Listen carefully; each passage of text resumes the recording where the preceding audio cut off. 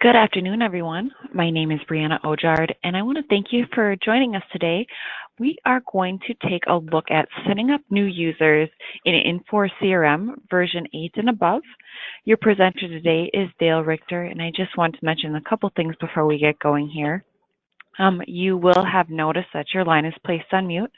However, if you come up with any questions during today's webinar, feel free to post those to the question pane, and we will address those. If there are any questions, we will address those directly via email after today's workshop, just to keep things moving along. But that is all I have, so I'm going to turn it over to Dale, and we can get started. Dale? Thank you, Brianna. Good afternoon, everyone. Today we're going to be talking about creating new users in Infor CRM. I'm using version 8.3.10 web here. Of course, you can also create your users in the LAN client. I've opened up my web client, and you are viewing my screen, I see. So we're going to go right down to the administration menu down the left-hand side, and I'll go click on users.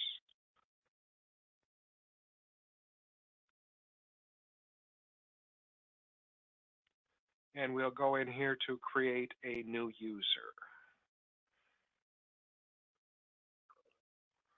And here my user list came up. I have all of these groups across the top that I have for users.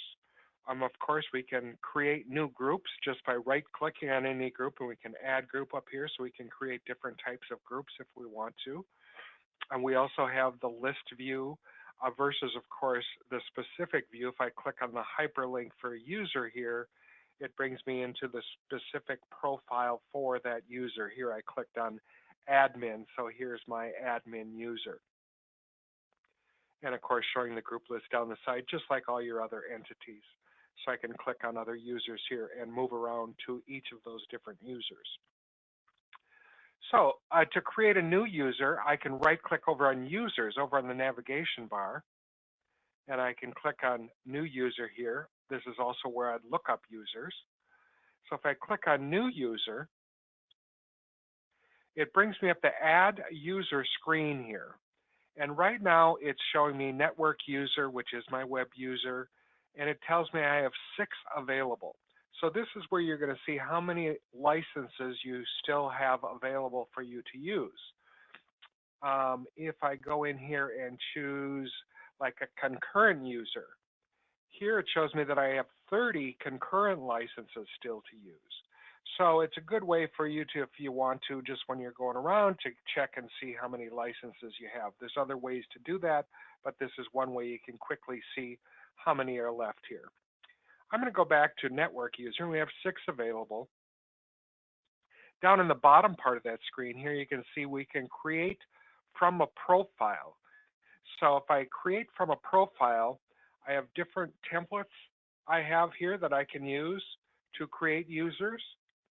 Or probably the most effective, this is what I normally do, is choose an existing user. Now, obviously, if you're starting from scratch, you don't have any existing users.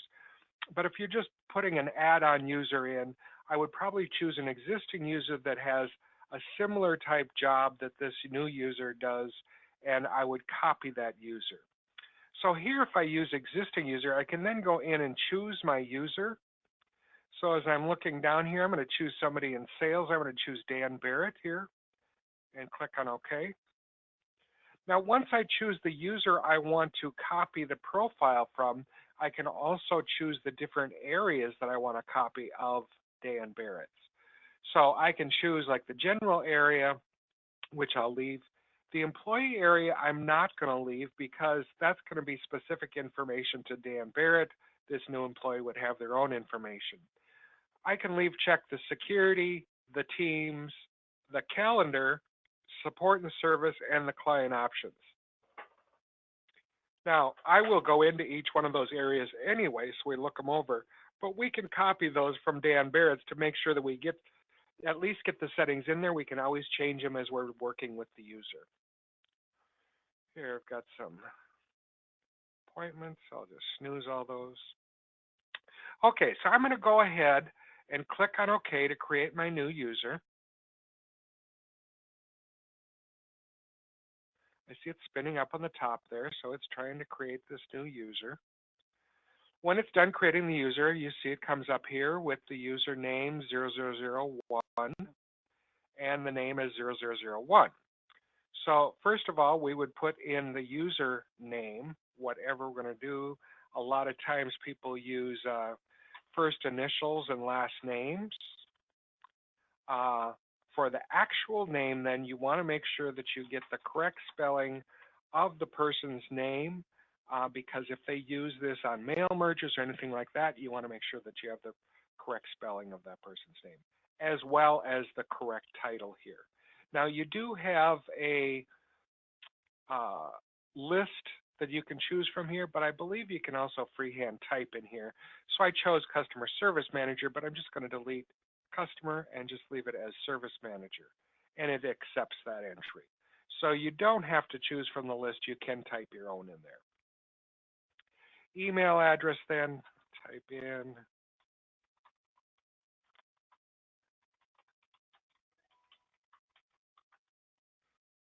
user type, that's a network user type. Federated ID, if you're using Mingle, then you'd need that. Otherwise, we're just going to leave that blank. Over on the right here, it says what user it's going to use here as my template. So it put him in the same region as Dan Barrett, but I could choose a different region here if I want. I'll leave it as the Northeast, and what division he's in as well with Americas. And the manager, it set the manager for you here. And we can check this box here if we want to, if this new user is going to be a manager. So if they want to, if you want them to reside in this managers list, then you would check this box for user is a manager. Now I'm going to change the password in here, and I'm just going to put in password all lowercase for the time being. Now you have default password options set up, and they are set up in the administrator program, and I'll go show you that in a little while here. So, but this user's been changed now to password. Then we can look at all the different tabs down at the bottom here to finish setting up this user. Under the employee tab, we would type in the company name. Now, if you have all this information already stored in your accounting system, which I'm sure you do not have to refill that out in all these screens here unless you want to. Accounting ID over on the right, employee number if you want. Again, nothing is mandatory here other than if you're going to use these either for mail merges or for some other reason. So I'm just going to put in the company name there. I'll put in a work phone number. 10 digits. When I tab out of it, it automatically formats it for me. And then I'm going to go to the next tab here. We'll go to Other Calendars. So you'll notice there's a note under here and says user can access only the following calendars. So here we would go in and choose which users this user can access. So I'll choose Brian. Now I chose Brian McNulty. Now it says, do I want him to be able to add, edit, and delete activities from there? So I can choose any of these options. Sync is not going to be an option here, so I wouldn't even worry about that because we're not syncing anything out to remote users. So I can say add, edit, and delete, and click on OK, and it adds that one user. So this user, D. Richter, can only access Brian McNulty's, and I can go in and add additional users if I want.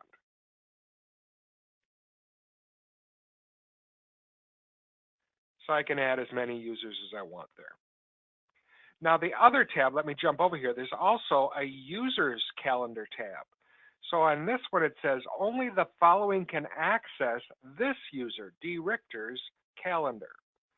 So in here, it's set up that all these people can access this new user's calendar. Now, one of them, Lou Pizzuti, was the manager. We also see Lois Tomlin, inside sales manager. Now, we marked Brian back here that he can access his, and Georgine.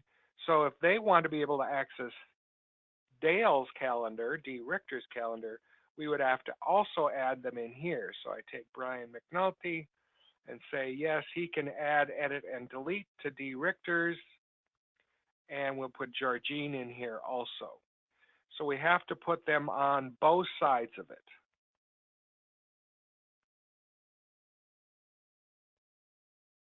Now they would be able to access each other's calendar and add, edit, and delete to those calendars. Let's jump back here to the notes, just a notes area. You can fill in anything specific to this user. Service and support. So if they're going to be available for service calls, and if you want to notify them of via email of new tickets, you can check the boxes here. Can they grant access to a customer side portal? So there's also the possibility to have a customer facing portal. If you want this user to be able to create usernames and passwords on your contacts in the database, then you'd give them that checkbox there. User has a submit to speed search as a default. So when they're creating tickets and creating resolutions for those tickets, do you want their submit to speed search defaulted so everything goes into your speed search so those answers can be researched later on with using your speed search? And if you're using the permissions, the approval on speed search, then whether or not you would approve that here and notify them of new defects if you're using defects. So that's all in the same area of service and support. If you're using tickets, you may also be using defects. If you're using defects, you may also be using returns. If we move over to the next one here, the client system, this is an important one, the default owner here. Now, the user also has access to this via their tools and options, but you can set this here under accounts, everyone. It's set up right now so that any new record that he creates is going to be owned by everyone. If he's in a specific area of the specific team like Midwest or Northeast or something like that, you may want to have that default to that. If you're not using teams, it's probably just going to be everyone. So everyone that adds anybody new to the database, everyone can access that. Down in the bottom here, this is just talking about mail templates. The type of template, contact templates. There's only two different types of templates, either contacts or leads. This is the base email and the base letter and the base fax that come out of the box from Infor CRM with the Infor CRM logo, I might add. So at some point, your administrator probably wants to create your company's base templates, and then those would be chosen here. So that when a user goes to do a mail merge or create a new mail merge template, the base template already has your logo on it and already has your setup, how you use templates done, so everybody is consistent in creating their templates. And then over on the left here, you notice there's checkboxes to allow the user to change those settings or not.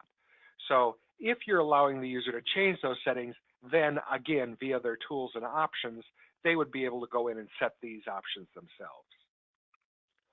The user's calendar tab, we already went over that, so we don't need to go there. We do have a more tabs tab here. And the important one I'm going to point out here is the roles. Now, if you've had Infor CRM in the past and had LAN client or something, you didn't have roles in there. With the web client, in order for the user to see anything, you need to add a role. Now, if I had created a base user not using a template, there would not have been a role in here. However, I copied that Brian McNulty's template, so it automatically put the standard user role in here, and that is sufficient for me. But very often I'll have users log in and go, why can't I see anything? Why can't I access the toolbars? It's probably because they don't have a role yet. So make sure they get a role added. The ERP details, that of course is if you're connected with your ERP system in the Infor CRM, any other integrations under the integrations tab here. Not too important for setting up a new user here, unless of course you do have integrations. Department membership, not used a whole lot, but you can add users to departments in here. Not really used for security, other than you can add a department to a team.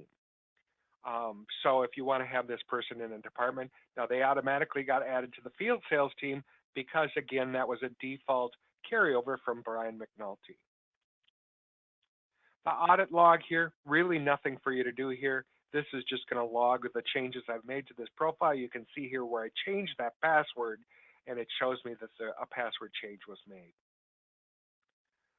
Under security, so right now he has a field sales security. Whatever that Brian McNulty had, it defaulted here. Now, field sales is not a common one.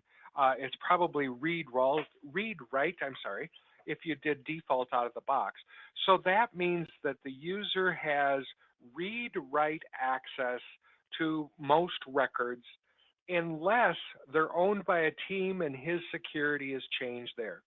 So I would advise that this, as a default, is read-write, and then as we put him on different teams, we can limit his security from there.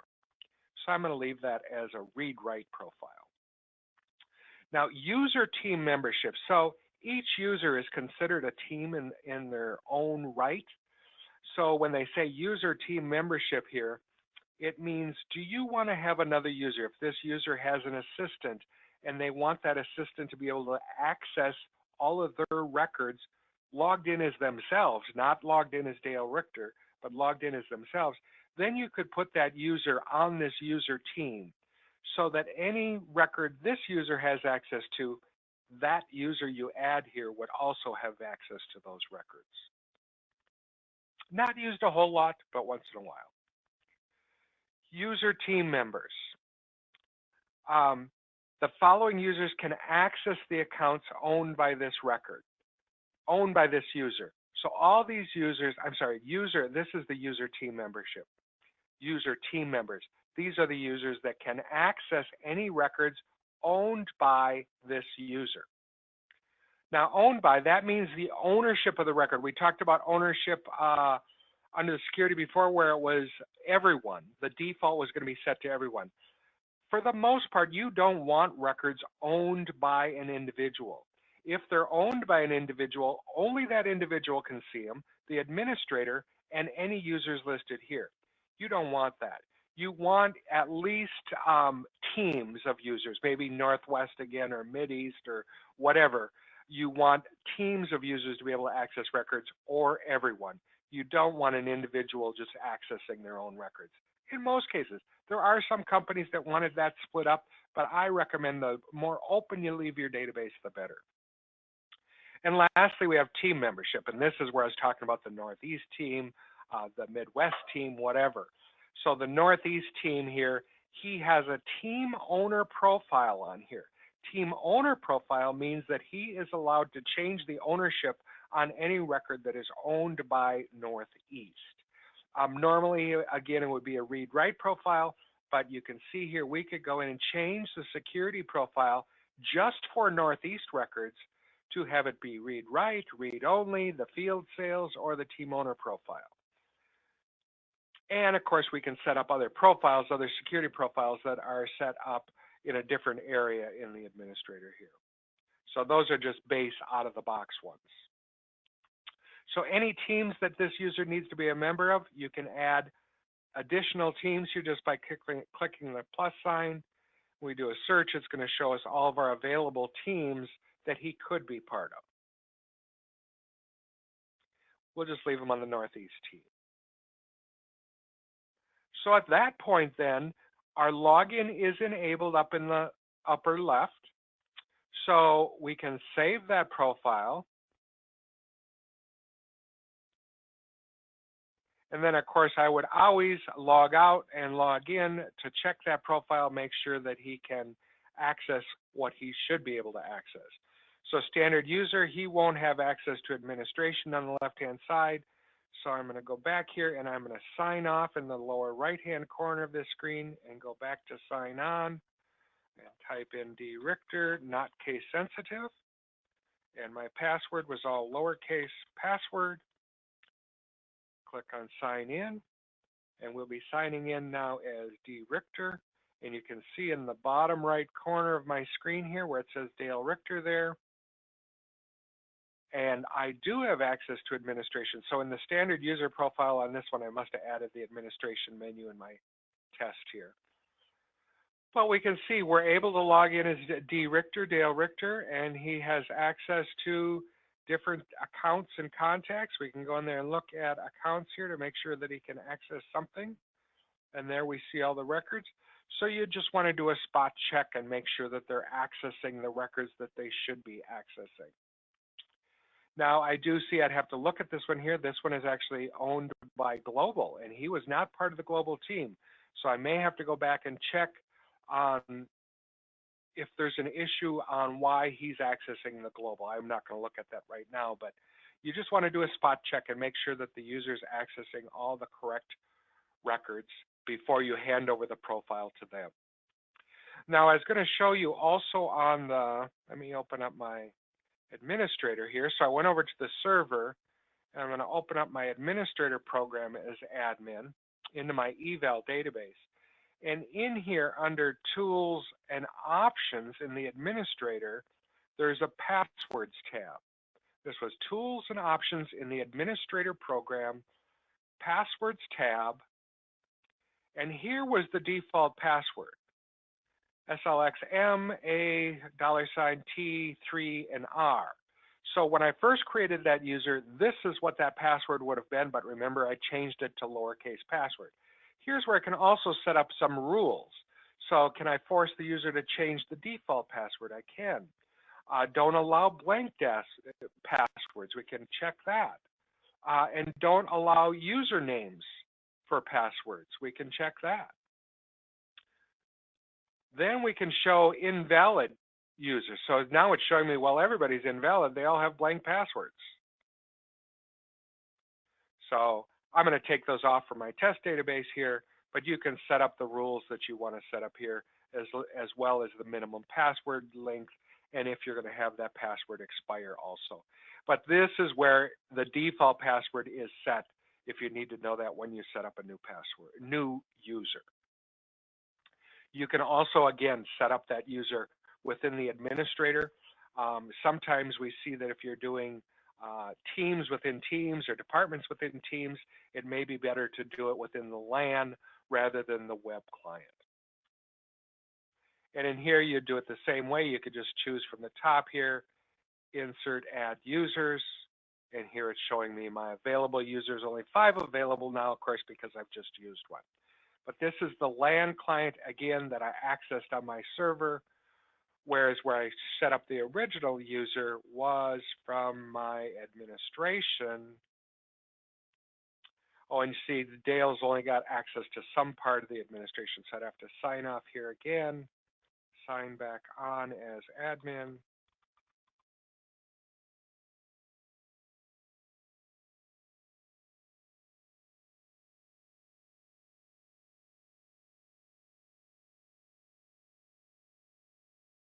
And go to my users to access my users here. So this is where we set up that original user D. Richter, and should be here. There he is right there. So if you've got any questions on creating users, certainly post those and we'll get back to you. If you've got any suggestions for other webinars, we'd also like to hear about those. I want to thank you all for joining me this afternoon, and have a great day.